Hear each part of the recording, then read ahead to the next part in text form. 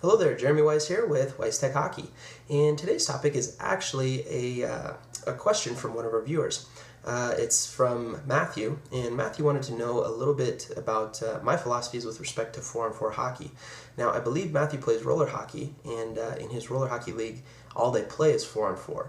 So hopefully, what I'm going to do here is I'm going to draw it up with, assuming that we're just playing ice hockey, and then Matthew, you can pick and choose whatever elements of this might make sense for you to apply in your roller hockey situation. The thing that I wanted to do before we get started is anytime we're talking about hockey systems, I always like to give a little disclaimer. Whenever you start getting into systems and positioning, there's always going to be a number of different opinions. Opinions on positioning, philosophies, all that stuff. And the thing that I've actually found is that most of the time there's more than one right way of doing things. And a lot of it depends on your team's, personnel, what your team's capabilities are and where your team's strengths and weaknesses are. So having said that, I'm going to give you a couple of tidbits that have worked well for me in the past. And, like I said, hopefully at least some of them will work well for you guys. And pick and choose what might make sense for you guys with your own teams.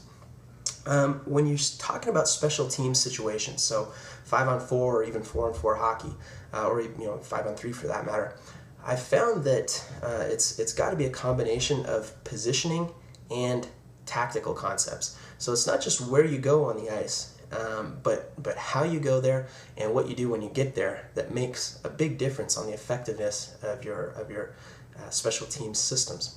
So with 4-on-4 specifically, one of my general basic overall philosophies with 4-on-4 hockey is if you've got the puck, or if the puck is loose and it looks like you could get to it, be as aggressive as you would be on a power play situation.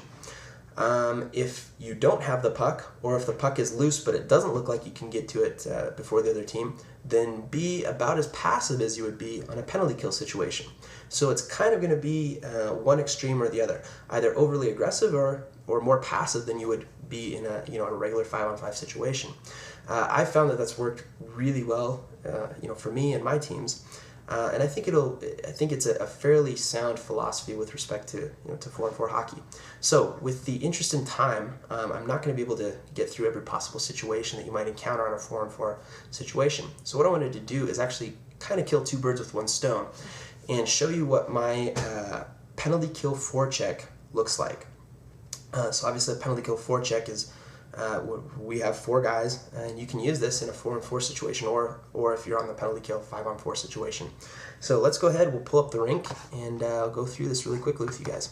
We're going to assume that the puck has been dumped in, and one of the opposing players, and we'll make all the opposing guys blue, just so we can kind of keep track of it a little bit easier.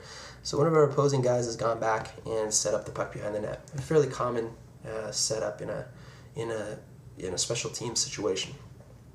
Most of the time, other teams are going to do some sort of power play breakout or swing breakout in this type of situation. So I'm not going to draw all the swing arrows because I don't want to make it overly complicated on the diagram here. But we're just going to assume that they've got 2 guys swinging it, and then possibly a third guy who may be swinging somewhere through the middle as some sort of stretch man, breakaway man type of guy. So we're just going to kind of put this general setup here, and remember as we go through this, these players will most likely be in motion in the game, so swinging through their proper positions there. But this is a fairly common setup that you'd probably see. So for our guys, what I like to see happen here, and this is fairly similar to some of the forechecking systems you might have seen already, but a little bit different tactically. What we're going to do here is we're going to have our F1. Okay, and F1, I'm just going to start him there, but really what he's going to be in motion as well. And I'll show you where how the arrow will look as we talk about this. So what F1's first thing that he's going to do is he's going to look and see what hand that defenseman, the guy that's got the puck, what hand he shoots. What he wants to do is take a proper angle that's basically going to force that guy to come out to his backhand side. So the backhand side will be a little bit more uncomfortable for him. Might force him to make a backhand pass. Might be, force the breakout to be a little bit sloppier than maybe it otherwise would be. But that's going to kind of be his general rule of thumb. So let's assume for this situation that defenseman is a right-handed shot. So what F1 is going to do is he's just going to kind of slide in and kind of hang out. Okay, and he's not going in full speed, not at this point. He's going to kind of go in, and he's going to just basically play a little bit of possum with that guy, and just all he's really worried about doing is taking away that passing lane for that winger that's on the defenseman's forehand side. So he's not going to move. He's just going to kind of hang out, keeping his feet moving, so he's not completely standing still. So he's ready to jump if he needs to and when he needs to, but he's not committing. Okay, so basically he's playing a little bit of a negotiation tactic, with that defenseman. So he's letting the defenseman make the first move. So he's gonna basically wait that guy out, and then let's just go ahead and we'll change the arrow color, like I said, so we can keep this all under control here. So eventually what's gonna happen is this defenseman will realize that he's taking away that side, and he'll start walking out with the puck.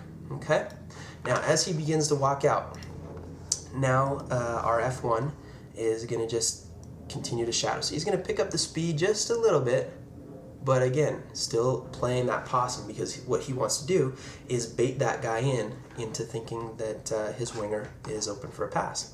So that's the intent there. So he's going to just kind of stay close, but not putting too much pressure yet at this point.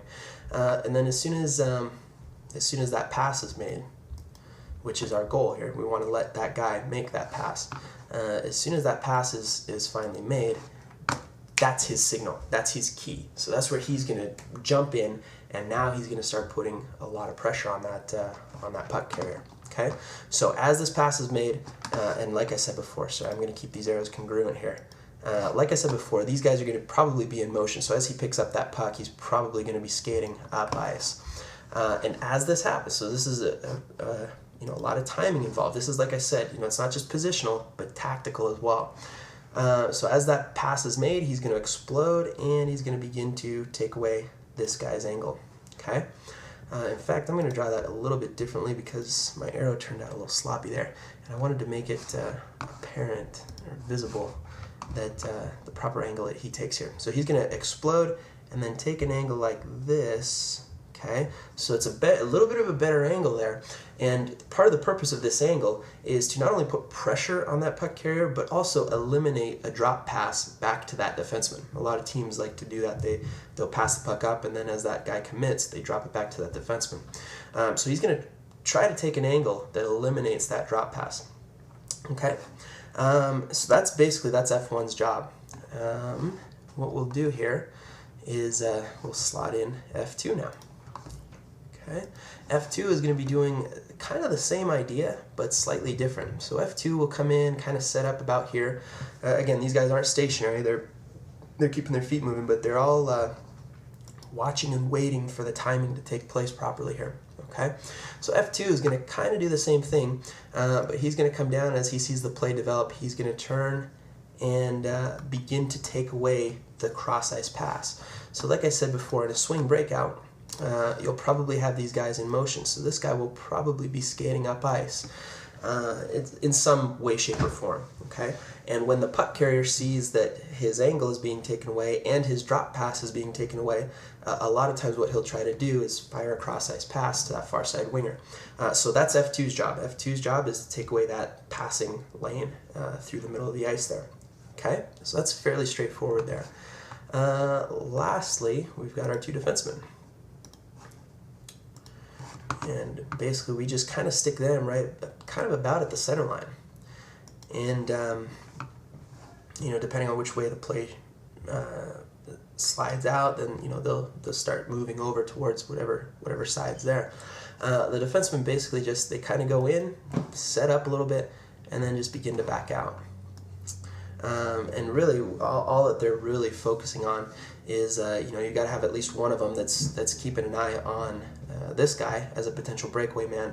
But really, what they're doing is they're just anticipating the turnover. So eventually, we're taking away all the passing options to where what really happens the majority of the times on this type of situation is this guy, the puck carrier, will either fire one across that's really probably not going to be catchable by that far side winger, in which case that defenseman will just basically close the gap and either pick up the puck or make the hit on that man. But what happens more often than not is basically the puck just kind of squirts forward here. And if that's the case, then we've got one of our two defensemen there ready to pick it up and begin that regroup. So that's the basic penalty kill forecheck. And it's also very effective in the 4-on-4 situation. So hopefully, Matthew, that helps you out a little bit. And always, like I said, always interested to hear feedback. And if anybody else has anything that that might help you out as far as upcoming videos or topics, feel free to go to the website. It's weisstechhockey.com/blog, and all the contact information, everything's there. And you can just shoot me an email. And I read every email personally.